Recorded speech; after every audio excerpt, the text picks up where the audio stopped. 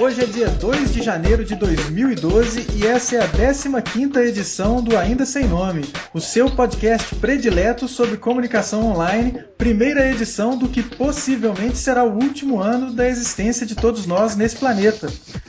E para iniciar esse ano, ou esse episódio, e iniciar o ano também, a gente vai retomar de uma semana de folga e com convidados, não é isso? Daqui de Belo Horizonte eu sou o Caio César e nós temos o Cabeça lá em São Paulo. Alô, Cabeça? Oi, Caio. Feliz ano novo, beleza? Beleza demais. E nós temos o Walter Romano, que fala do Rio de Janeiro, Valtinho? Isso mesmo, Caio. Tudo bom? E aí, Cabeça? E aí, Valtinho? Bacana demais. Só falta alguém aí do Espírito Santo pra gente fechar a região sudeste no podcast. Mas enfim, temos uma edição muito bacana, né, cara? O Valtinho, que vem acompanhando as nossas transmissões desde o começo, ele já colaborou um bocado em comentários, em feedbacks ao vivo com o Cabeça, e agora está aqui fazendo parte do nosso painel para, sei lá, diminuir a quantidade de besteira falada, né? Se a gente deixar ele falar, né, Cabeça? Enfim. Vamos tentar, mas acho que ele vai conseguir diminuir um pouquinho essa quantidade de besteiras que a gente fala. Não, besteira eu acho que eu não vou diminuir, não, mas talvez eu vou poder radicalizar para o outro lado. Vou dizer que eu escuto que eu sou radical desde 1995, sei lá, e, poxa, eu ainda não tomei jeito. Eu vou tomar jeito, cara. Mas, enfim, a participação do Valtinho aqui, ela deve-se, em grande parte, aos comentários que ele tem feito e também pela história do Valtinho, né, cara? O Tecno também, a gente já trabalhou junto, né? O Bruno Milagres, que também foi outro convidado, a gente já trabalhou junto, nós três, e o Valtinho também, né, cara? A gente já esteve por aí nas agências que produzem sites para as interwebs, né, Valtinho? Se o mundo não acabou em 2000, né, cara? Quando a gente estava junto, não vai acabar agora em 2012. Não vai acabar agora. O bug do milênio não destruiu o planeta, não vai ser o calendário maia que vai acabar, né? Mas enfim, muito bacana você estar aí com a gente, Valtinho. Espero que você curta, espero que todos curtam a participação do Valtinho, que a gente acha que é um cara muito bacana, que manda muito bem, né, cara? Tá aí, tem uma história de longa data, né, cara? Também de mais de uma década de experiência em projetos web, né, cara?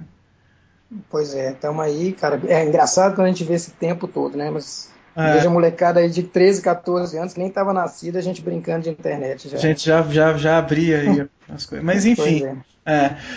Antes da gente começar com a pauta de hoje, eu acho que vale a pena a gente recuperar os comentários feitos naquela segunda-feira fatídica em que eu cometi a atrocidade de lançar 3 episódios no intervalo de 2 horas.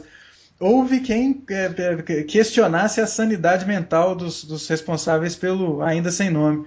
Então vamos agradecer os comentários aí do Herbert, do Alexandre Stanislau, do Narcélio, do Luiz Carlos, do Guilherme, quem mais comentou aí, cara? A Helena, Bruno Milagres, o Bruno Milagres, a Helena, o Gilberto fazendo o trabalho de minutagem, Renato Amarante, Helena. O Du Dias também comentou aqui. O próprio Valtinho, Valtinho, muito obrigado pelo comentário, né? Fico muito feliz. O Luiz Otávio, né? E a Joyce, que comentaram lá na edição número 12.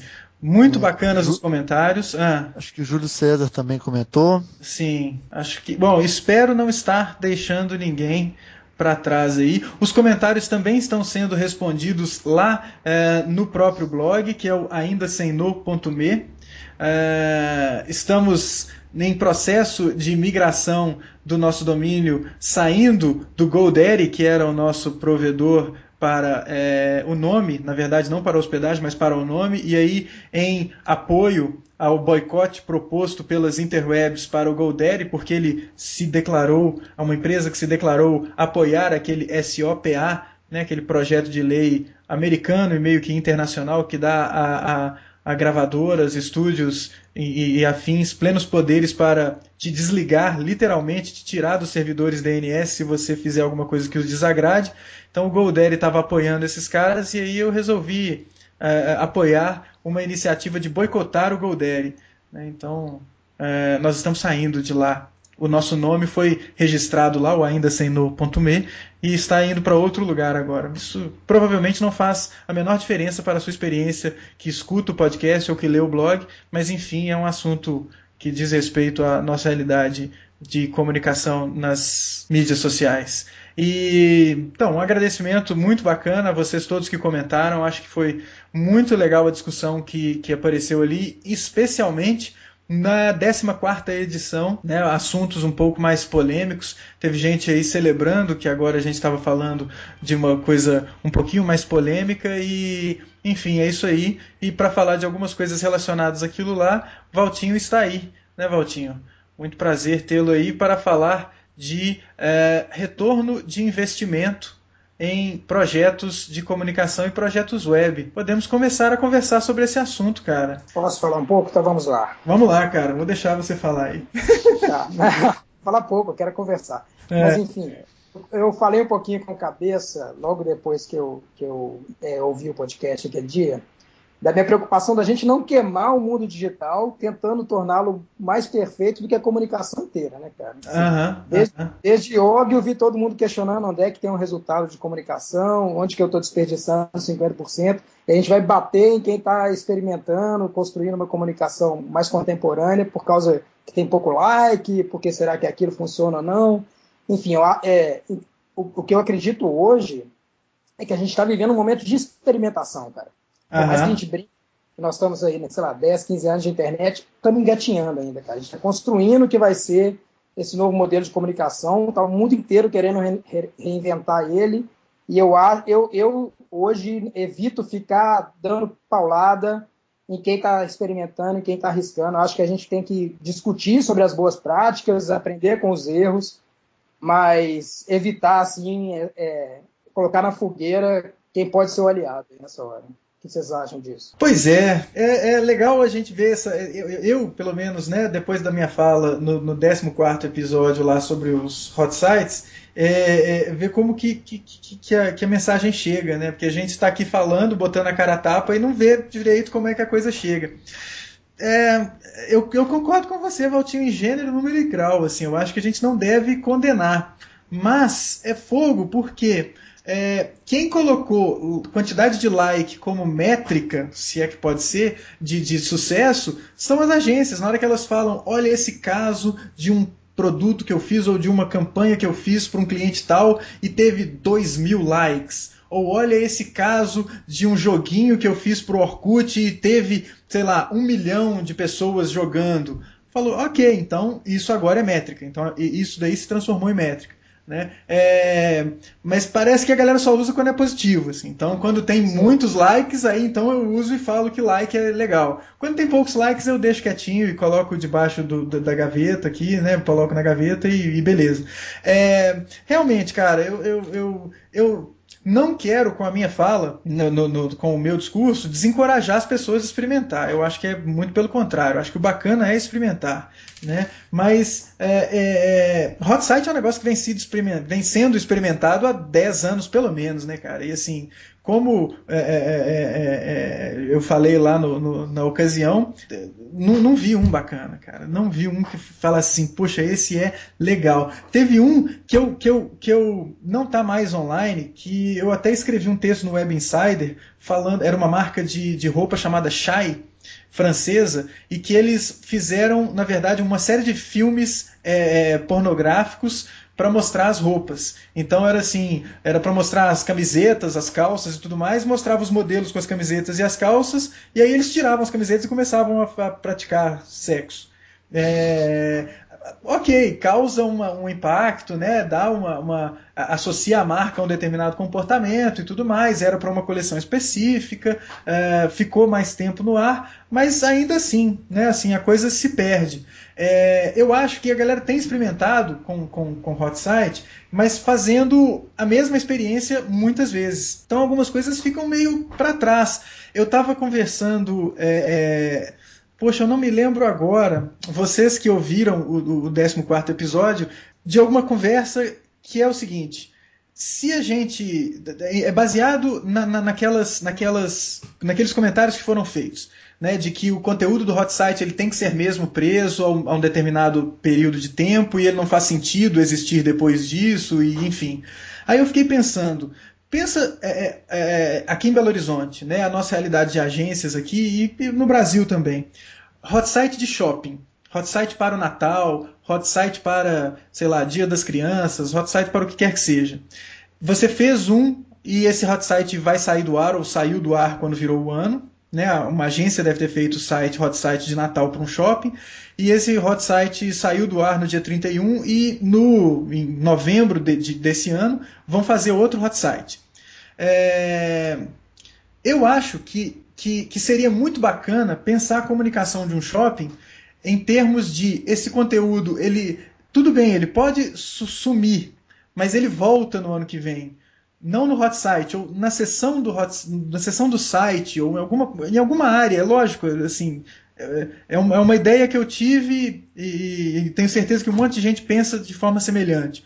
Mas imagina só, se você faz um plano de longo prazo para um shopping, no Dia das Crianças você cadastra um menino e o menino participa de alguma brincadeira e aquela brincadeira é registrada na web. Aí no Dia das Mães tem lá de novo aqueles espaços e a criança fica ali brincando, fazendo alguma coisa enquanto o pai vai fazer alguma compra e o menino produz um desenho para a mãe dele, igual se faz em escola.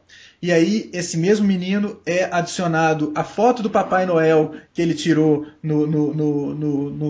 na ocasião do Natal, a foto que ele tirou no Dia das Crianças, a foto que ele tirou fazendo o desenho para a mãe dele, o desenho que ele fez para a mãe dele, tudo num espaço no site. E aí, ao longo de, 2, 3 anos, você tem esse menino, a história desse e de vários outros que participaram, frequentadores do shopping, o menino evoluindo. Né, eu fico pensando no BH Shopping, que fala que é o shopping de Belo Horizonte, que está há 30 anos com você e tem história e tudo mais. Se não registra isso, desde a época que você tem site, você não registra. Você vai ter um registro muito mais fidedigno de quem é o seu público, informações muito mais valiosas e uma coisa assim, e uma desculpa para você continuar com a conta. Fala, pô, continua comigo, nós estamos fazendo esse negócio aqui, é de longo prazo. Mas parece que as coisas não vão muito para esse lado. Né? É um pensamento meio maluco, mas eu acho que você tem muito a ganhar quando você faz isso, ou quando você integra algo que é produzido na campanha do shopping à vida das pessoas. Porque o site está lá parado. Pô. Eu vou entrar no site do shopping. Qual é a minha motivação para entrar num site de shopping? Agora, se eu tô lá no shopping, meu filho tá brincando naquele parquinho, a foto que a monitora tira do meu filho pode ir automaticamente, sei lá, pro Orkut do menino, ou pro meu Facebook, ou sabe, o shopping twitta o meu Facebook com um álbum com a foto do meu filho lá. Se eu permito que o shopping faça isso, e isso acontece, o shopping começa a montar aquela rede de quem são os meus clientes, quem tá aqui, quem frequenta. Aí, depois de muito tempo... e muitos, eu concordo, né, muitos eulas aí, né, as minhas fotos serem usadas na campanha e falar, poxa, eu fiz a história da minha vida, a história desse shopping, umas coisas nesse sentido, eu acho que é uma experiência mais bacana. Começa simplesmente com você integrar comentário, alguma coisa com o Facebook da vida, mas pode chegar nesse nível. E aí pode ter, não um hot site de Natal, mas pode ser assim, sei lá, você e o shopping. E aí lá tudo que você interagiu com esse shopping. Como se fosse um Memolane, vocês já viram o Memolane? Que é uma espécie de registro de tudo que você faz nas mídias sociais. Você associa o seu Facebook, o seu, quer que seja, o seu Twitter, o seu blog, e aí você, sei lá, cara, você foi ao banheiro, o Memolane registra. Né? Então, se você tiver um negócio desse associado ao shopping, cara, o poder disso, as pessoas vão querer entrar lá e falar, olha eu criança aqui, tem no meu Facebook, mas tem, sei lá, tem no meu Facebook desde que eu tenho 13 anos, né? Mas tem lá no site do shopping, olha eu aqui tirando foto com o Papai Noel em 2012, olha lá que legal. Isso daqui, em 2020, vai fazer uma diferença. Então eu acho que não é um conteúdo para um hot site de Natal, é um conteúdo que deve ser um conteúdo do site do shopping. É serviço que o shopping pode prestar para os caras que frequentam lá. né, assim, e aí fazer a brincadeira, né, você falou do Ogilvy, Valtim, fazendo uma brincadeira com outros autores lá, tem o Jenkins que fala de transmídia, pô, isso é transmídia, cara, a campanha offline do shopping, aí fala com o site, fala com, sei lá, o filme, muito bacana, sei lá, né. Mas você falou uma coisa legal aí, cara, que eu acho que aí é uma limitação, até, não vou falar de quem começa, mas normalmente eu acho que são as agências offline que iniciam o pensamento estratégico de comunicação de marca, que é a dificuldade de ir além do pensamento de campanha, cara. Quando você fala aí, a gente vai implementar um serviço para a marca. A agência não se liga muito nisso, não. A gente sabe que é uma tendência hoje, vamos lá, Nike Plus aí, né? Grande mudança de paradigma aí, da Nike implementar uma plataforma, que é isso aí, né? Deixar de fazer campanha, começar a fazer plataforma, algo que você vai ter que planejar ao longo do tempo, que tem algumas características por trás disso, né, que vai ter que ser continuado, não é algo de flight, que você vai reiniciar e acabar ao longo do tempo, você vai agregando ao longo do tempo uma audiência proprietária que você vai carregar com você, nem entrando especificamente na criação que você falou do shopping, mas imagina quantos outros serviços, experiências de entretenimento, de consumo, de conteúdo que você pode fazer aí. Mas quem que vai tocar isso? Eu acho que cabe ao cliente ser arrojado para iniciar esse movimento. Porque ele vai ter que dedicar verba ao longo do tempo, trabalhar essa narrativa, esse conceito que vai ser construído e não pode ficar querendo se reinventar o tempo todo, né? Sim. E aí eu acho que o dilema da agência offline, a agência digital, que ainda competem, talvez não estejam no melhor momento de alinhamento, para trazer uma proposta que se encaixe nessa linguagem, nessa linha assim, que eu acho que é o desafio dos próximos anos, assim, que a gente tem para trabalhar, principalmente aqui no Brasil. A gente está muito atrasado em relação aos grandes projetos que a gente vê fora. O exemplo do Nike Plus aí é muito bacana, né, cara? Você não compra mais o tênis, você compra o serviço. Eu quero um serviço que me ajude a correr. E aí você usa o serviço e o tênis é secundário. Né? Agora, o que eu acho que é importante falar, dentro desse universo de shopping, isso porque eu tenho uma experiência atendendo shopping, é convencer o cliente de que, olha, a partir de hoje, parte do seu orçamento com agência ou com campanha de marketing, a gente vai tirar uma fatia que talvez pode ser grande, em vez de você comprar um carro, que acaba que todos os shoppings fazem essa mesma campanha, principalmente no Natal, né? Compra um carro, cada vez mais o carro ele tem sido... O valor investido no carro ele é 15 vezes maior do que o valor investido na própria campanha. Então, assim, até você tentar convencer o cara de que vamos deixar de fazer gastar um grande dinheiro numa ação pontual para fazer um negócio mais perene. Mas, Cabeça, eu acho que tem que conviver as duas, cara. O exercício sem campanha também você não tem a mobilização. Parar de vender o carro. E é uma coisa promocional, né? Você tem que chamar o cara para ir ao shopping, né? Mas eu acho, Valtinho, desculpa ter te interrompido, entender que talvez o perene tenha um valor tão grande e interessante do que a ação pontual. Claro. Não sei.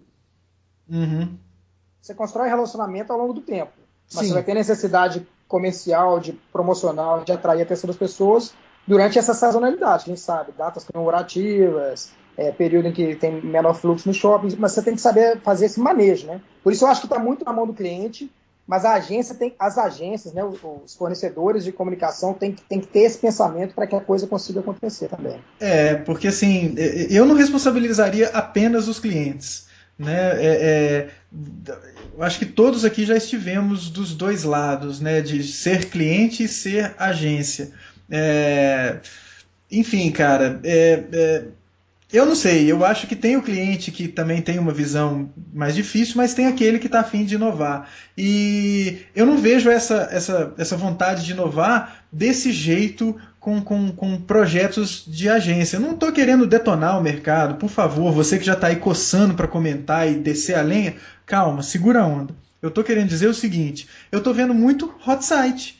E aí as pessoas defendendo o hot site. Eu não vi ninguém querendo integrar ou colocar uma coisa social no site. Eu admiro muito aquelas marcas que colocam simplesmente aquela busca em tempo real ou a publicação em tempo real de uma hashtag associada à marca na sua página inicial. Porque ali pode aparecer o cara que está falando mal e o cara que está falando bem. Isso daí é colocar a cara a tapa. Eu não vejo isso acontecendo com muita frequência. Eu vejo muitas coisinhas engraçadinhas e tudo mais. E me incomoda muito a gente lidar com uma coisa que é o digital, e a internet especificamente, que não tem limitação de espaço, não tem limitação de quantidade, de tempo, não tem limitação de palavras, não tem limitação de nada, e as pessoas ficarem limitando as ações. Então fazer uma ação limitadinha de um tempo, muito contextualizadinha ali, muito piada interna. Se for feita uma coisa de longo prazo, cara, você vai ganhar mais, né? Integra lá, é tão clichê e há controvérsias com relação a isso. Eu sou daqueles que acha que nos anúncios, outro dia eu vi num BuzzDoor um botão com o Tzinho do Twitter sei lá, numa peça de uma empresa. Eu falei, beleza, mas qual é o Twitter dessa empresa? Só tinha lá o Tzinho. Né? Eu acho que deveria ter o handle lá da empresa para eu saber quem que eu vou seguir. Né? Mas existem as pessoas que acham que, na verdade, a empresa está só querendo dizer que ela está presente nas mídias sociais e aquilo ali basta.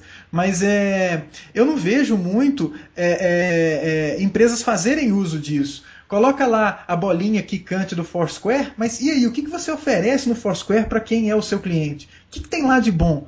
Né? E por favor, faça com o Foursquare, não faça bypassando o Foursquare, faça com o Foursquare, senão a ferramenta morre e aí a sua ação morre.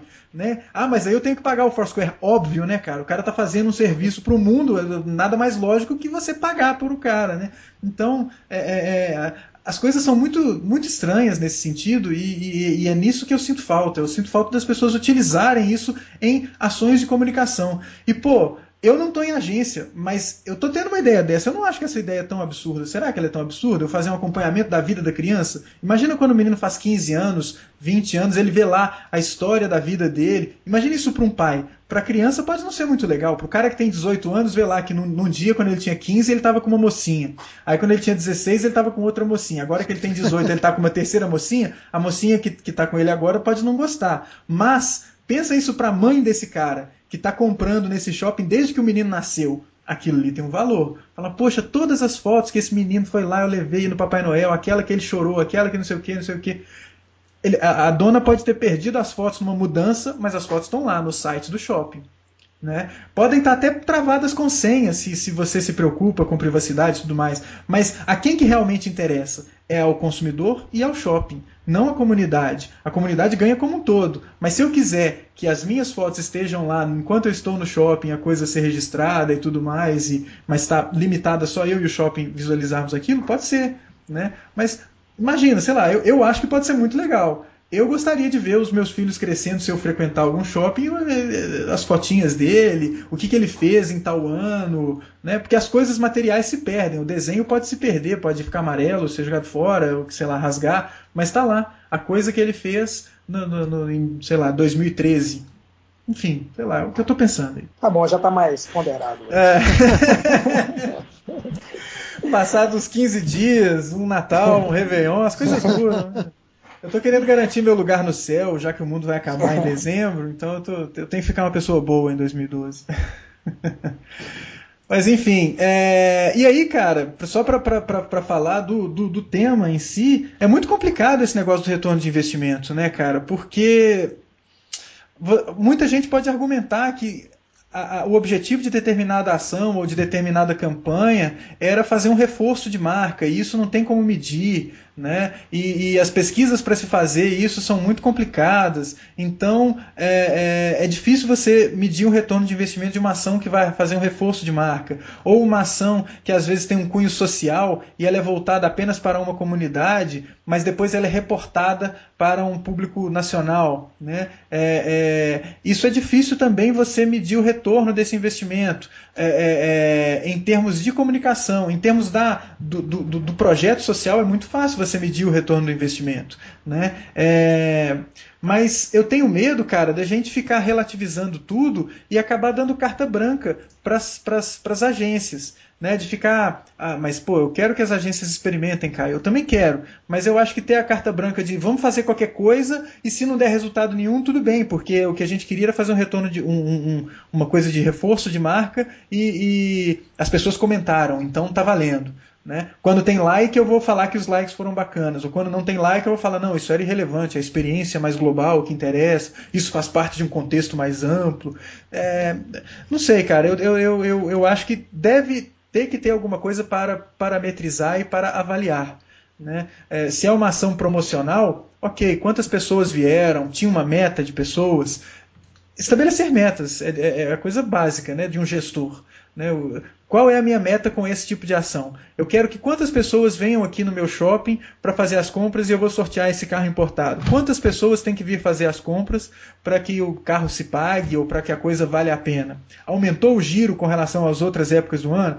Claro que aumentou. Natal sempre aumenta, mas eu esperava quanto com relação a isso? Né? Quantas pessoas concorreram? Enfim, tem que ter algo para que eu possa medir, cara. Eu não sei se a minha inclinação acadêmica mais voltada para a coisa quantitativa me força isso, mas, sei lá, eu quero ter números, né? Não, eu concordo totalmente. Acho que essa é uma carência do mercado. Assim, vários projetos que eu vejo, mesmo os bem-sucedidos, na hora de apresentação de resultados, eu falo, cara, mas está faltando alguns elementos que a gente viu que foram importantes e a agência não sabe como medir aquilo. Mas eu tenho medo também, quando a gente fica olhando projetos talvez menores, que não tiveram uma abrangência grande, que a gente nem deu chance, talvez, da agência apresentar o que ela vê como resultado ali, nos casos de pequenos likes, etc., é da gente cair numa tendência de querer um broadcast da internet também. Sim. Que é o que o Itaú fez com o Luciano Huck há pouco tempo. Não sei se vocês viram, anúncios de página inteira, sei lá, 50 milhões de views, quer dizer, ele pega um cara da Globo, com toda a força de mídia, que usa uma lógica global para entrar no Twitter, faz uma promoção massiva, que eu acho que quem seguia aquele perfil estava totalmente irritado, mas para gerar um resultado, que isso aqui é comparável com TV, saca? Não é esse o caminho também. Eu acho que é bem por aí a história. E se a gente tiver metas, no começo de um projeto, estabelecer metas. Minha meta é X. Essa meta é factível porque o público da sua empresa é esse. Não espere um público, sabe, tão gigante. Poxa, fazer uma ação usando um Foursquare da vida para um boteco, você vai ter uma meta menor, né? Vai ser uma meta mais adequada, não menor, mas adequada ao seu público. Então, se você souber quantas pessoas têm smartphone que frequentam esse boteco, e se você trabalhar aquilo ali, você falar, poxa, você tem um giro de, sei lá, 800, 1.200 pessoas por noite nesse bar, você não vai esperar muito mais do que, sei lá, 2.000, 3.000, 4.000, 5.000 likes ou 5.000 participações na coisa ao longo de, sei lá, um mês, porque nem todo mundo tem smartphone, nem todo mundo está querendo participar e tal. Então, adequar, mas se você vai entregar pouco, prometa pouco. Se você vai entregar muito, prometa muito. Mas tem alguma coisa para ser parametrizado ali. Eu sinto muita falta disso, viu, cara? E que se for para aprendizagem também, para experimento, que isso também seja parâmetro. Sim. O que a gente quer aprender com essa ação também. E aí os dois... aí a empresa e a prestadora de serviço vão juntas nessa, né? Isso. Agora, uma coisa que me incomoda é que às vezes você falou aí de reporte de caso, certa vez eu perguntei para algumas pessoas responsáveis por uma ação o que uma ação que viralizou. E aí a ação, beleza, deu certo, viralizou, gerou mídia espontânea, gerou tudo, gerou notícia e tal. Aí eu perguntei pra galera, falei, ok, vocês saberiam dizer o que vocês fizeram que fez com que ocorresse o tal do tipping point, né, a coisa viralizasse, né, a coisa se espalhasse? Vocês sabem me dizer o que vocês fizeram? E aí não souberam dizer. Eu falei, pô, mas então você não consegue replicar. Então você não pode usar isso como caso. Né? Você não pode usar isso como um repórter de uma coisa que você fez, se você não sabe repetir. Então você vai falar de uma coisa que você fez direito e depois o próximo cliente vai falar, eu quero que você faça aquilo também. Você não sabe o que foi, você vai repetir a mesma fórmula. Né? Então é complicado. Enfim, esse já deve ser o 14º enfim que eu falo hoje. Temos aí, então, pelo menos arranhado o assunto do retorno de investimento, Cabeça e Valtinho? Eu acho que sim, até provoca o pessoal para comentar um pouco mais, se precisar, depois vocês voltam nesse assunto. Né? Eu estou muito feliz, eu acho que o nível tá legal da discussão aqui, Poxa, mas enfim, brincadeiras à parte, temos um segundo item de pauta aqui, que é originário deste post que o Cabeça colocou em seu blog. Posso fazer um comentário? O Cabeça pautando a capa da época, né, cara? O cara é bom, né? Você vê como é que eu tô influente demais nas interwebs. Mais influente que o Cabeça, só a Andréa Neves, né, cara? Enfim. Mas diga lá, Cabeça, fale. Na verdade, esse tópico ele começou com uma conversa que eu tive com o Valtinho que me mostrou esse vídeo, que está lá no blog, que é o vídeo do Nenê, que é o pivô brasileiro que joga no Denver Nuggets, colocando os colegas de time para dançar Esse Eu Te Pego, do Michel Teló. Uhum. E aí a gente estava discutindo que os profissionais de marketing eles devem estar assustados, né? Porque assim, você paga milhões para associar a sua marca a um jogador, a um case, tipo, qualquer coisa que um cara da NBA fizer tem um potencial de ser um viral tremendo.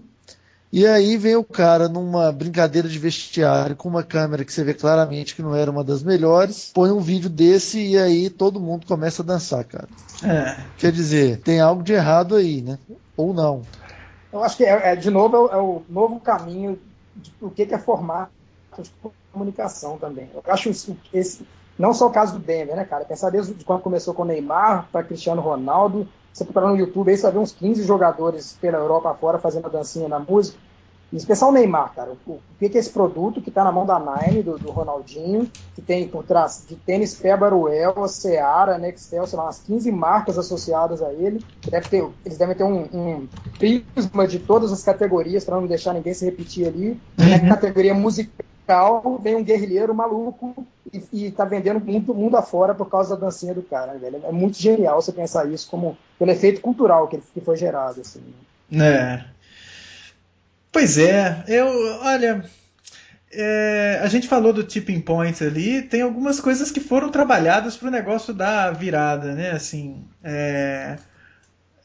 Cabeça, você leu o livro mais recentemente, né, cara? Eu já li já tem um tempinho, mas algumas coisas, esses camaradas, os conectores, né, e os salesmen, eles têm que ter tido um papel importante aí, né? E eu não sei se a coisa foi tão de graça, não. Eu tenho minhas dúvidas com relação a coisa ter espalhado assim muito espontaneamente. Eu acho, como é que chegou nesses caras, né? Alguém deve ter aplicado o Michel Teló nesses caras. E aí, não sei, pode não ter sido à toa. Alguém pode ter chegado, não pensando nisso, né? Eu imagino que a coisa não tenha sido pensada desse jeito, mas assim, como é que o Cristiano Ronaldo escuta o Michel Teló? Né, assim, eu escuto na rádio, mas eu acho que é uma coisa de tostines, né? Quem vem primeiro, se é fresquinho porque vende mais, ou vende mais porque é fresquinho, toca mais na rádio porque tá a sensação na internet, ou tá a sensação na internet porque toca na rádio.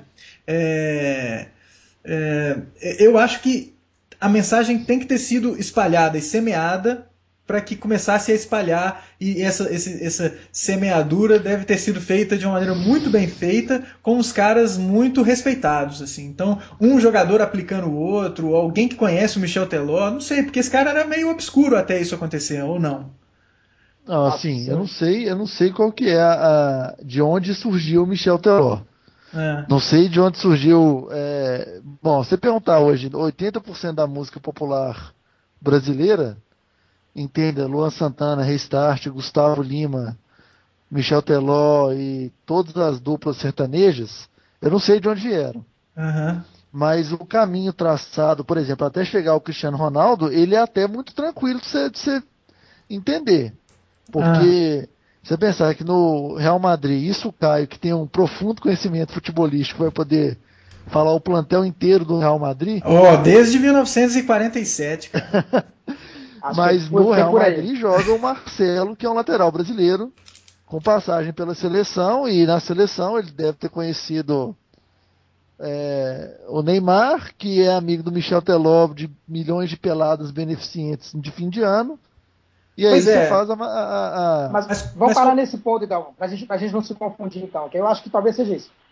O Neymar curte a música do Michel Teló. Foi pago ou não foi? Eu acho que realmente, né, o Neymar hoje é um alfa, um influenciador que o poder dele é absurdo. Agora, se ser pago ou não, imagina se você é o gestor da imagem do Neymar. O quanto isso gerou de recurso financeiro. E quanto que custaria? Não é para o Michel Teló, para uma indústria musical por trás dele, que talvez seja um furo no sistema de marketing. Eu acho que é isso que a gente tem que parar para pensar também. Exatamente. Eu acho que eu não sei. O ponto, desculpa, Caio, mas que é o ponto até que era a minha discussão com o Valtinho, que é o seguinte, os profissionais de marketing, será que agora eles vão começar a cobrir também essa área espontânea, saca? Se as dancinhas agora elas terão que ser cobradas? Mas já teve o esquema da comemoração de uma Copa, não é? Que aí os jogadores que faziam gol tinham que fazer o número 1 da Brahma. Mas é isso. Fazer o símbolo tá proibido, levantar a camisa com marca tá proibido. Agora, como é que vai proibir a dancinha? E se todo mundo, se a gente passar a ter dentro né, imagina, além da dupla de criação, tem um carrinho de Jesus na agência agora também, para definir a dancinha que é a essência de cada marca. Essa questão da fluidez de formato mesmo. Quem que proíbe o número 1? Quem que proibiu o número 1? Foi o futebol ou foi a empresa de televisão que retransmite o futebol? Isso aí é CBE, não, junto, né? Porque hoje, por exemplo, a Globo é detentora dos direitos do Campeonato Brasileiro. Sempre vai ter essa questão de alguém que organiza o campeonato, alguém que faz a transmissão, alguém que gera os clubes e grandes marcas associadas aí. É um pool de interesse mercadológico muito grande, assim. Eu não acho que tenha sido pago de maneira alguma e não acho que tenha sido uma coisa planejada, mas é um efeito de rede, né? Assim, a coisa se espalhou porque algumas pessoas alfa curtiram o esquema, mas como é que o Michel Teló surgiu para jogar pelada com o Neymar beneficente? Porque se eu quiser jogar uma pelada beneficente eu não vou conseguir. Como é que ele, Michel Teló, conseguiu? De alguma forma esse cara foi aplicado lá, né? Ou se aplicou, de alguma maneira esse cara surgiu ali naquele meio e fez a sua mensagem ou mostrou a sua mensagem. Alguns compraram, deu a sorte de um cara como o Neymar comprar a mensagem e aí aplicar o mundo inteiro através da dancinha, né? Até porque dentro do micro-universo deles, sei lá, nesses pelados beneficentes, todos eles jogam, né, cara? Tava vendo ontem, aqueles barrigudos jogam, as duplas sertanejas. Então o Michel Teló, dentro deles, teve um diferencial de explodir aí. Aqueles barrigudos explodiram, sei lá, há um ano, alguma coisa assim, né? Aqueles daqui de Belo Horizonte mesmo, né? Eu sinceramente, eu não sei o nome de todos. Eu também não sei, eu me refiro a eles sempre, Magrinho e Magrelão lá, os dois, não sei quem que é. Mas enfim, eu acho que o profissional de marketing que não pensa esse negócio ainda, ele tem que começar a pensar, né? Ele tem que começar a pensar que as coisas... E é óbvio, né? Por mais que você agora tente camuflar a coisa, ela vai parecer falsa, né? Então você tem que tentar fazer de um jeito que fique espontâneo, porque o espontâneo ele é mais valioso, né? Ele é mais interessante, né? E aí vale a experimentação, tentar uns negócios diferentes, tentar ir nos públicos diferentes. Não existe uma regra. De novo, cabeça, você leu o Tipping Point mais recentemente, mas eu não me lembro do Gladwell passar uma receita de bolo. Fala assim, para viralizar é isso. Eu acho que não existe essa receita. Inclusive porque no livro toda hora ele fala assim, por que o caso tal deu certo?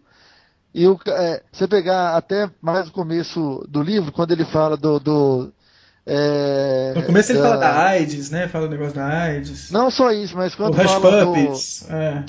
Não, gente, daquele negócio lá que o cara correu o estado inteiro para avisar que os ingleses estavam chegando. Aí fala, por que fulano saiu correndo e as cidades que ele percorreu, no dia seguinte todo mundo estava pronto, e por que ciclano fez o caminho pro outro lado e no dia seguinte não tinha ninguém pronto? Uhum. Né? Não tem uma receita de bolo.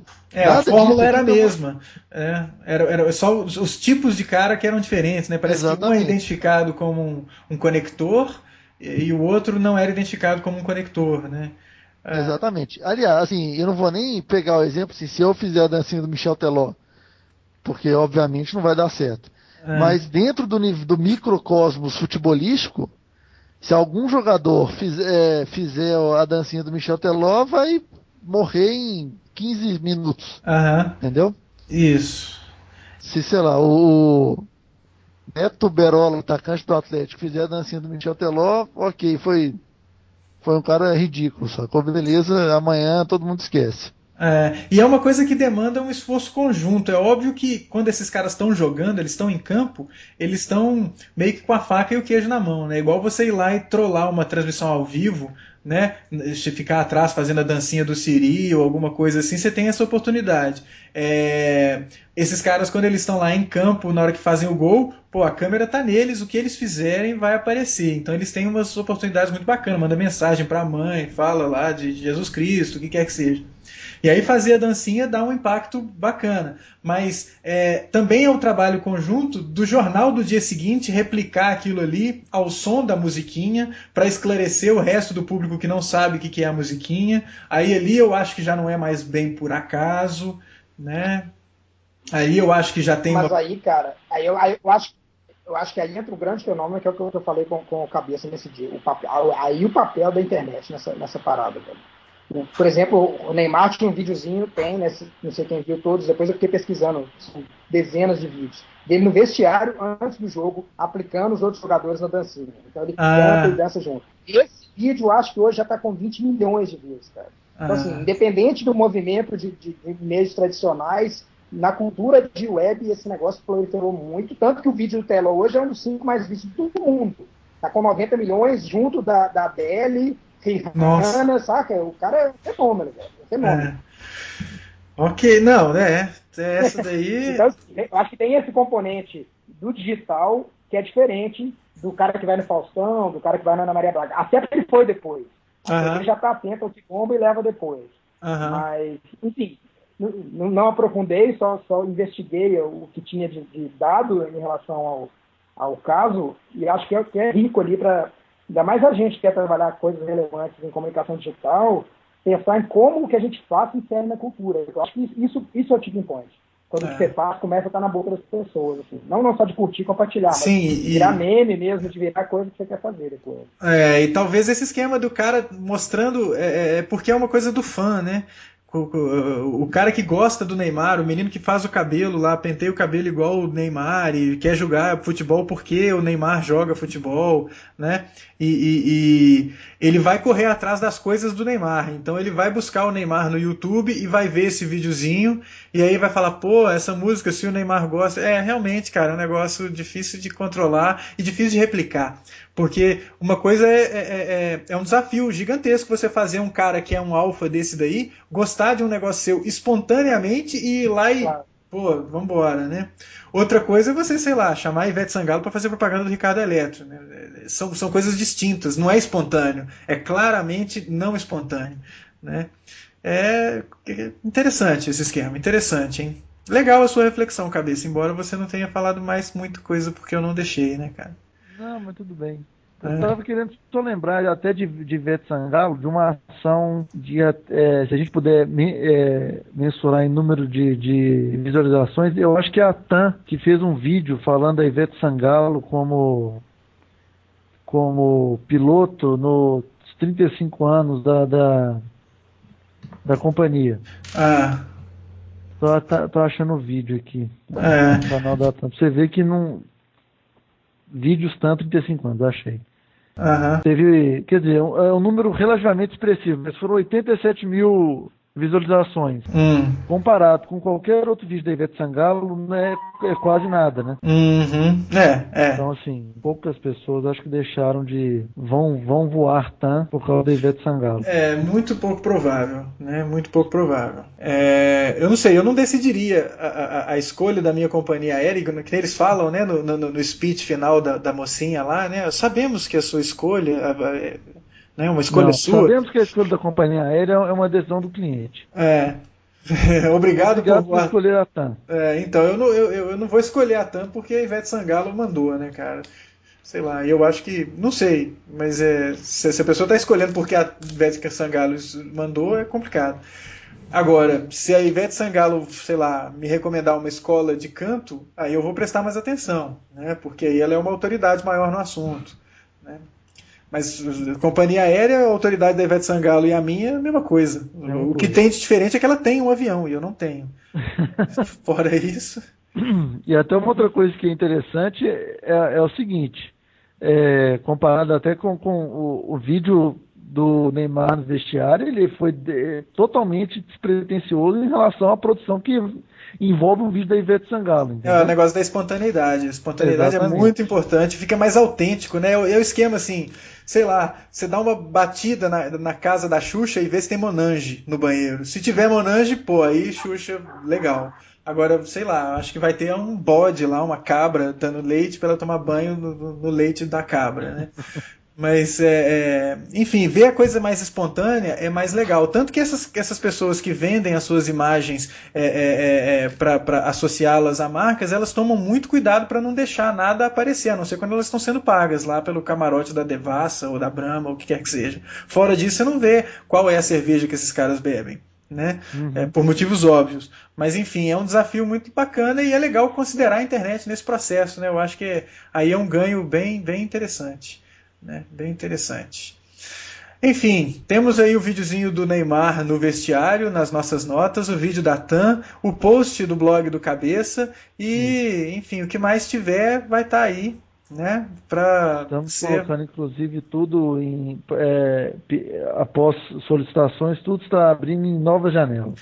Isso é muitíssimo importante, muitíssimo importante.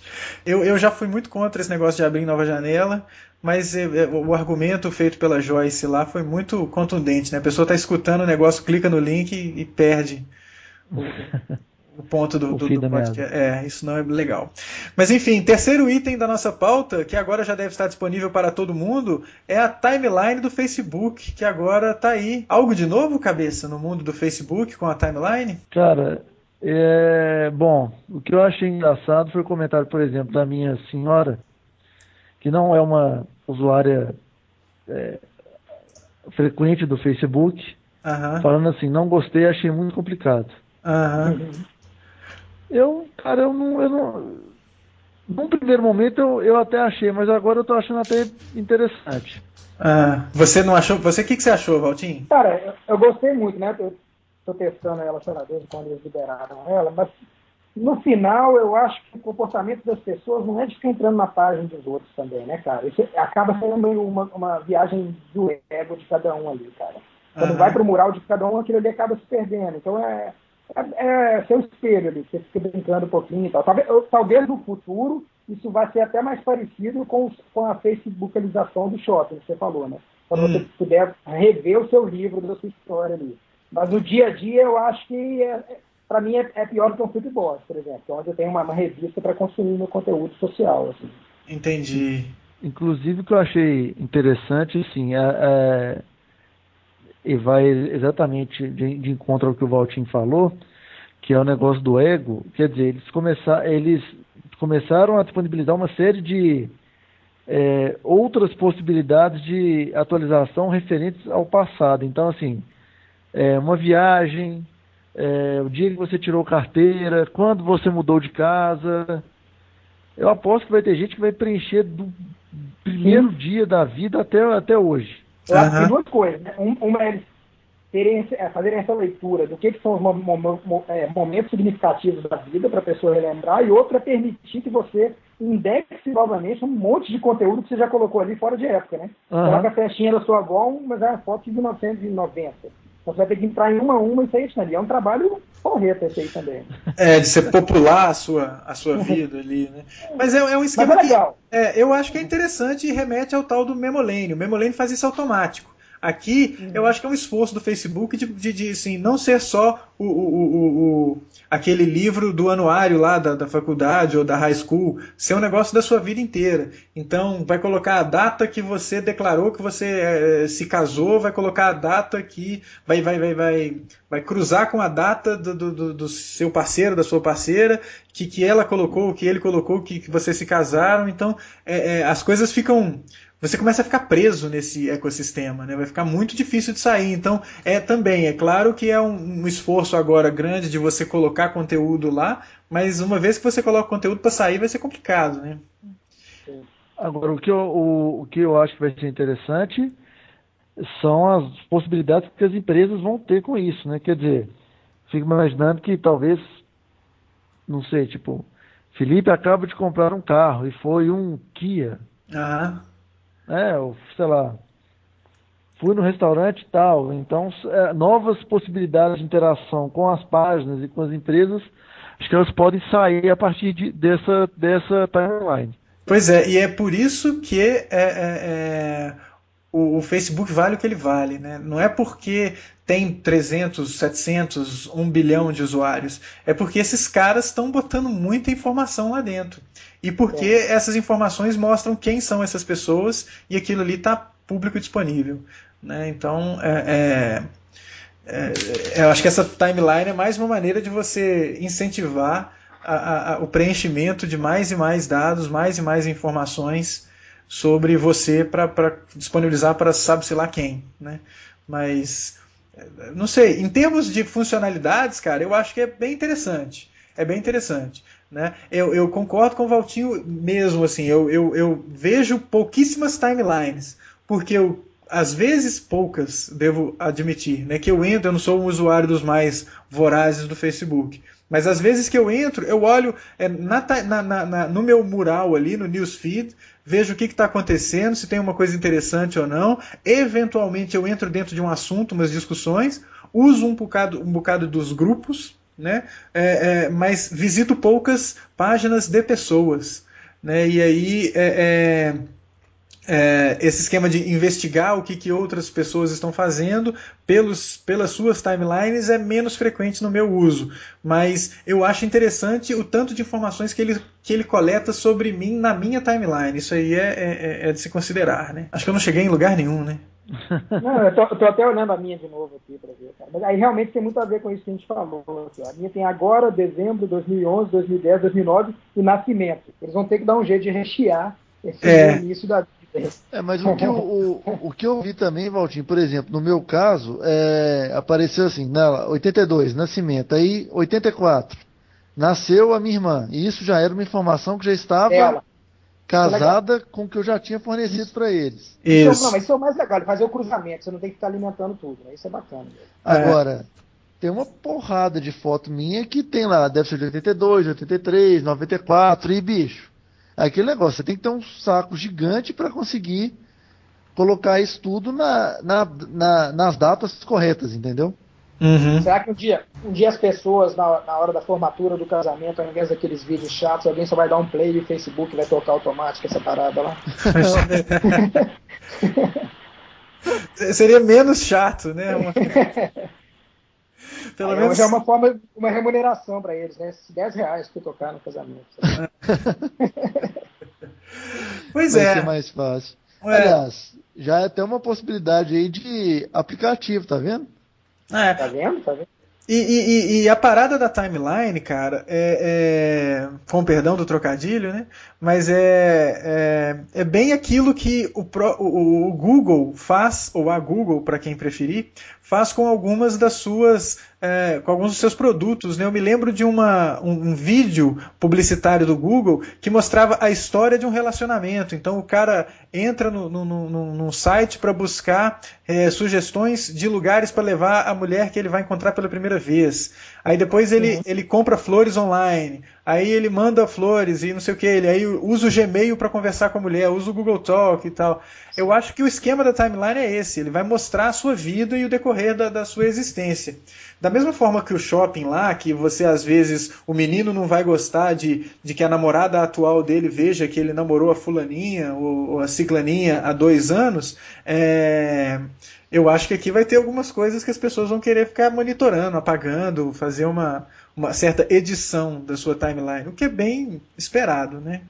Mas é uma ferramenta para aprisionar, eu tenho plena convicção disso, é uma maneira muito eficiente de você colocar o cara aqui dentro desse silo, que é o Facebook, e não tirar o cara, porque uma vez que o cara subiu todas as, 500 fotos que mostram, documentam a existência dele, e que ele colocou todos os amigos dele, que está todo mundo fazendo a coisa, que a vida dele está toda mostradinha ali, mostrar um outro serviço de rede social para o cara vai olhar e falar, tudo bem, esse é legal, mas esse outro aqui já está todo mundo. É muito mais legal, né? É muito mais legal porque eu já tive um trabalho fenomenal de colocar as minhas coisas lá, né? Enfim, eu acho que partindo desse princípio, cara, não existe serviço de rede social que não vale a pena. Então as pessoas falando que o Orkut morre, se o cara tem uma quantidade de informação gigante ali e ele não vai querer sair do Orkut, né? Ou ele vai usar outra rede de forma concomitante, ou outro serviço de rede, melhor dizendo, de forma concomitante. Tem tanta gente que ainda usa o Orkut para trocar arquivo, cara. Eu fiquei sabendo disso nesse fim de semana. Troca de filme, umas comunidades que colocam lá discos e filmes e tudo mais, e gente que vende pelo Orkut. Isso é muito interessante, né? Então o Facebook vai acabar virando um silo, como o Orkut é um silo e como, sei lá, outros serviços serão silos também. Vai ser bacana aquele que souber trabalhar de forma transversal, né? Assim, brincar com todas essas ferramentas. Mas, sei lá. Acho que o Facebook hoje está à frente porque ele inova muito rápido também, né? Ele não para de criar funcionalidade nova. Assim. E eu acho que dentro de uma lógica de respeitar o comportamento que as pessoas estão tendo ali. Ele vê o que as pessoas estão fazendo e traz uma nova funcionalidade que aumenta ainda o uso. Né? Nesse sentido, eles são muito, muito alertas e muito perspicazes. Né? Agora, tudo isso com o aval do usuário e a exploração das informações ali ao máximo. Claro, isso claro. Algumas pessoas vão ficar de cabelo em pé, né? Então... Mas vocês não acham, não sei se vocês já discutiram isso antes, cara, que isso é um medo da nossa geração para cima, assim, a molecada não está nem aí, quer se expor mesmo e é isso aí? Não está nem aí, não tem a separação de público e privado, para eles não faz muita diferença, tá lá e é uma coisa tida como dada e não sei, cara, será que é só medo isso da gente? Será que, não faz... Eu acho que a gente tem uma influência do jeito que nossos pais pensavam, sei lá, até da literatura da época, né, e que fez a gente acreditar nisso, mas eu acho que a molecada agora me expressa e logo disso, cara, se produzir conteúdo que nos outros não vem, não faz sentido. É uma faca de dois gumes isso daí, né, cara? Querendo ou não, a gente tem que tomar cuidado um pouquinho. Mas eu entendo que é um caminho meio sem volta, né? A gente abordou isso mais ou menos, acho que tem uns 2 episódios, né, cara, da twitterização do Facebook. Quando a gente falou da produção desenfreada de conteúdo, o povo, tipo, curta e compartilha, esse negócio todo. Mas é uma coisa muito de gente que não é da nossa geração, gente mais nova, assim. Outro dia eu até vi, eu fiquei espantado, o pai de uma conhecida falando que não compra pela internet. E, tipo, quer dizer, meu pai compra pela internet, mas quando você vê gente que não venceu essa desconfiança ainda, eu acho muito engraçado, entendeu? E deve ter uma geração hoje que só compra pela internet. Quanto mais disponível está, mais transparente aquilo vai acabar ficando pra gente, né? Não sei se daqui a uns 20 anos a gente vai pensar diferente ou vai ter menos ressalvas, mas eu não gostaria de que as coisas todas ficassem sempre documentadas. Eu gostaria de ter controle. Por isso que eu sempre eu me oponho um pouco a essas ferramentas e prefiro manter o meu blog. Porque o que as pessoas... Tem gente que fala que blog morreu. Blog não morreu. O processo de blogar é o mesmo, não importa a plataforma. Você está blogando quando você coloca lá no Facebook, quando você coloca no Twitter, quando você coloca uma foto no Flickr ou no Picasa. Você está blogando. Quem alerta para isso é um cara muito bacana que é o Om Malik, lá do GigaOM. Fala, não, blogging não morreu e não vai morrer. Todo mundo está fazendo isso o tempo todo, só que em lugares diferentes. Eu prefiro fazer no meu site e colocar as minhas expressões, os meus pensamentos lá, porque eu tenho controle. Se eu quiser tirar do ar, eu tiro, ok, a Wayback Machine vai ter varrido e vai estar lá, mas eu que sou o dono do conteúdo. E prefiro colocar menos coisas no Facebook. Então eu coloco lá link que eu quero que as pessoas que leiam, um pensamentozinho ou outro, uma coisinha ou outra, mas o grosso é meu. Vai estar no meu site, no meu servidor, eu tiro do ar a hora que eu quiser e é isso. Né? Mas eu tenho uma ressalva, cara, sei lá. As pessoas acham que é invasão de privacidade um contratante olhar o perfil da rede social do candidato. Não é invasão, você que está se expondo, o cara vai lá só e olha. Eu acho que é invasão aquelas empresas, que isso é comum nos Estados Unidos, empresas te pedirem o seu login e sua senha. Então me dá o seu login e a sua senha, deixa eu dar uma olhada lá o que tem dentro. né? E dependendo da oferta de emprego, bicho, você dá na hora, fala, toma, olha lá o que você quiser, cara, porque se eu arranjar esse emprego eu vou ganhar muita grana, então, né? Mas aí tem aqueles NDAs, aqueles acordos de non-disclosure, que você não pode falar o que você está trabalhando, né? Enfim, envolvidos, né? Mas eu acho que é uma coisa de segurar a onda do que você quer falar, né? Igual aqui no podcast, eu estava experimentando algumas coisas nos últimos meses e me deparei com uma fala de uma pessoa assim, eu não vou falar dessa empresa nesse momento porque sabe-se lá o futuro, né? Eu posso vir a ser contratado por essa empresa, então eu não vou falar dela. Eu discordo disso, cara. Eu vou falar e pronto. Se a empresa não quiser me contratar depois, ela que não contrate. E, sei lá, se eu estou falando é porque eu garanto aquilo que eu estou falando. A minha opinião eu garanto. Então, ok. Né? Mas não também ao ponto de tornar tudo público. Acho que tem algumas coisas que não devem ser públicas. Especialmente informações que podem vir a ser utilizadas para fazer algum mal a mim ou a pessoas perto de mim. Né? Então, coisas muito pessoais, eu não vou ficar dando check-in no Foursquare na minha casa. Peraí, né, brother? O cara que faz isso, ele tem sérios problemas. Né? Aí você dá check-out ou check-in em algum outro lugar, o cara sabe, né? O pleaserobme.com tá sabendo que você não está em casa. Então, esse serviço não serve para isso. Não serve para você dar check-in na sua casa. Ele serve para você dar check-in num lugar. Mas aí quer dizer que você não está em casa. Tudo bem, mas se ninguém souber onde é que é a minha casa, só sabe que eu estou nesse lugar. Né, vai ter que ir lá e me seguir para ver onde é que eu moro. Então, ficar falando essas coisas muito pessoais demais, eu acho que, sei lá, é o princípio osso, né? Segurar a onda. Acho que é por aí. Até aqui, vou te fazer uma pergunta polêmica também. Você também que é professor. Todos os seus alunos você inclui em todas as suas redes? Não, cara, eu não curto incluir alunos. Eu faço isso meio constrangido. Quando o aluno me aborda e fala por que eu não incluí e tudo mais, mas eu deixo claro para eles, eu falo, olha, eu vou te incluir eventualmente se você estiver falando alguma coisa relevante para mim. Se você não estiver falando alguma coisa relevante, eu não incluo. E de tempos em tempos eu faço uma faxina. E aí o parâmetro que eu uso para fazer a faxina essas pessoas, elas são efetivamente minhas amigas? Ou seja, eu posso ligar para cada uma dessas pessoas às 3 horas da manhã, quando eu estou com um problema no carro, e essas pessoas vão sair da cama e vão me ajudar? Se sim, eu vou manter aqui. Se não, eu vou dar uma limpada. Eu vejo também o contrário, cara. Eu já vi aluno que me colocou como amigo no Facebook, e depois o cara no próprio Facebook reclamou, não de mim, né, mas reclamou que, porque ele era amigo de um monte de professor, ele não podia falar mal da faculdade. Pô, cara, mas foi você que caçou isso, né? Assim, pode falar mal, cara, não tem nada a ver, não. Você pode falar mal. Eu gostaria que se fosse alguma coisa com relação à minha aula, fale comigo, né? Mas se você quer falar, pode falar, cara. A internet está aí, manda brasa, né? Mas eu não curto ser amigo de aluno, cara. Não é a melhor prática, assim. Eu sou amigo de vários alunos, ex-alunos, eu curto, o cara passou lá e depois eu vejo a trajetória profissional. Acaba virando amigo e isso é muito bacana. Né? Agora, quando a gente está falando no meio de uma disciplina, sei, cara, eu não acho a coisa mais legal de todas, não.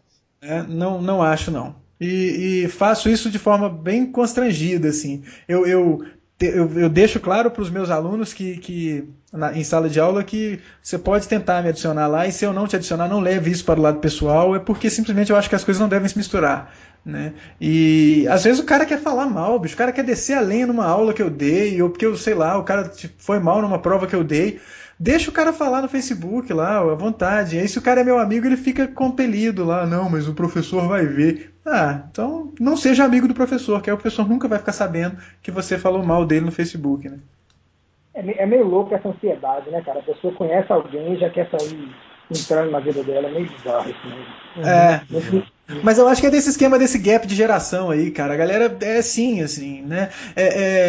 Não foi nenhum nem dois, mas eu tenho sobrinhos que são da idade dos meus alunos. E aí, às vezes tem um aluno que eu acho que conhece um sobrinho, e aí eu falo o nome do cara, e aí uns 2 dias depois o meu sobrinho fala, sim, pelo Facebook eu vi que não sei o que, esse cara tem tal amigo, sim, realmente, já vi esse cara na night. Eu falo, pô... Então é uma coisa deles, assim, né? Sei lá, eu acho que eu tô muito velho para a internet, né? Acho que eu devo me aposentar. Se for integral, beleza. Dilma, me ajuda aí. Mas, enfim, acho que é isso, né, gente? A timeline vai ser muito legal para o Facebook, né? Isso. Way to go, Zuckerberg, você merece. Agora, cara, aquele momento onde a gente também vai mendigar uns comentários, né? É isso aí, a gente já está chegando aí, estouramos 1 hora de podcast, né? Você, o que achou? Comente, dê lá o seu like, né? Faça isso se transformar numa métrica para o... Isso que eu quero saber, qual que é a métrica? Quantos likes vocês querem com esse podcast, cara? Não cara... fazer sem saber. Pois é, a minha expectativa é de pelo menos um like. E isso eu garanto. I don't like, entendeu? Mas assim, a gente no expectations, entendeu? Não é um produto comercial, então a expectativa é nula. Mas o que vier é lucro, então mostre pra gente que você está escutando, dê o like, dê as suas opiniões, comente, cutuque o Cabeça no Facebook, que ele gosta, e o nosso Facebook é o facebook.com/asnome. Vai lá e fala que você curte o podcast, que isso pode ser muito bom para você quando você for tentar um emprego em uma agência digital, entendeu? Aí o Alexandre Stanislau vai lá te contratar na Bolt, vai falar, pô, você curte o Ainda Sem Nome? Quero saber a sua opinião sobre o Hot Site. E aí você estará né, assim... entre a cruz e a caldeirinha aí, vamos ver. Eu vou te falar que a minha métrica, na verdade, ela vai ser superada, porque na semana passada a métrica era alguém sentir falta do podcast. Uhum. E aí o Luiz Carlos me chamou no G-Talk e falou, cara, só de curiosidade, vai haver podcast essa semana? Eu falei, não, ele suspirou. Posso sair de férias. Se duas pessoas falarem isso, beleza, bati minha métrica. A métrica é 1. Alguém sentir falta, uma pessoa sentir falta. 2, então vai ser assim, 100% de aumento, vai ser uma coisa incrível. Exorbitante, o patrão enlouqueceu, né, bicho? Aumento para todo mundo. Bom, então, fora isso, você conseguiu sobreviver até 1 hora e tanto de podcast, que na edição vai dar um pouco menos de 1 hora e tanto, vai dar 1 hora e pouco. Uhum. Você pode acessar no aindasemno.me, pode cutucar o Caio no Twitter, no @CaioCGO. Isso aí. Eu sou o Felipe Cabeça, sem cedilha, e o Valtinho é... @Valtin, né? Valtin, WALTEN.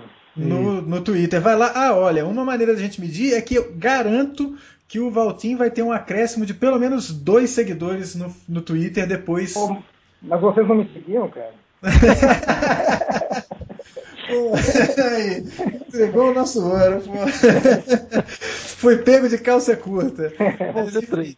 Então vão ser 3 seguidores novos no @Waltin no Twitter, né, a partir da publicação deste episódio do Ainda Sem Nome. Aí você pode dizer, Valtinho, que vai ser case de sucesso. Aí, né, enfim. Mas é isso e ficamos muito felizes. Valtinho, poxa, alto nível a discussão aqui.